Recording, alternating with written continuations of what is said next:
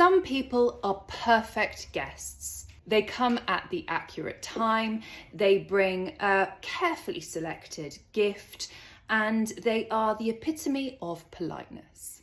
They share fabulous stories and anecdotes with you, and if you're extra lucky, they may even help you wash up. So that's what I'd consider to be a perfect guest.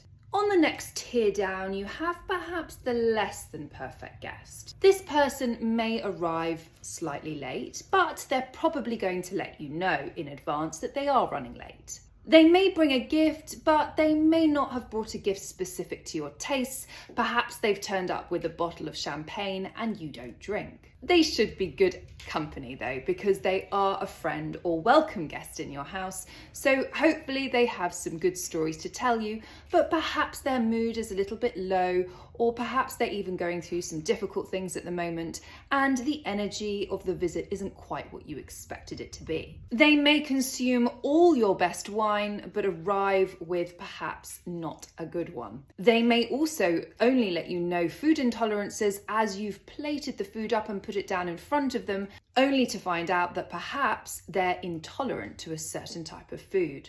And then they might even leave the house a little bit messy for your tastes. However, the true guest from hell is someone who does all of the above, but also refuses to leave. Perhaps they've outstayed their welcome, yet still they sit, drinking your best wine and expecting to be waited on hand and foot.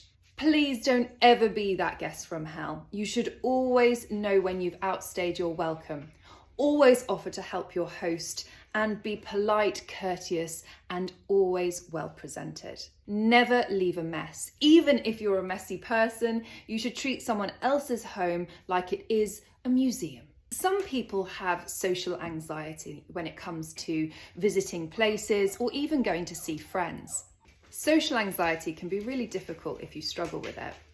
My top tip on this is to prepare some stories or some conversation topics for yourself and the person that you're going to visit, because that helps you relax, but also cover some aspects that when on the spot you might forget. Remember, the best way to be the perfect guest is to arrive on time, bring a suitable gift, help around the house, and don't outstay your welcome. My pet peeve is when someone is due to arrive and they come a lot later than expected and don't let me know. Now, the reason why I find this frustrating is that typically I'm preparing food, I'm arranging the day and the schedule around their arrival time. So if they're 10-15 minutes late, it's not a problem. If they're 2 hours late, then the beautiful Sunday roast that I've prepared is going to be looking rather soggy and tasting rather naff. So then it looks poorly on me that my food isn't good. Sometimes things happen and you can't help but being late, but always let the host know so that they can prepare or adjust their timings with food, for example, to make sure there's no stress for them at their end. As a host, remember to always put fresh linen on a bed before someone sleeps in it, fresh flowers, making sure the house is aired, smelling lovely. These are small but really effective tips to make your home feel really welcoming. Have you ever had a guest from hell, or are you a guest from hell? Tell me the truth. Let me know in the comments below.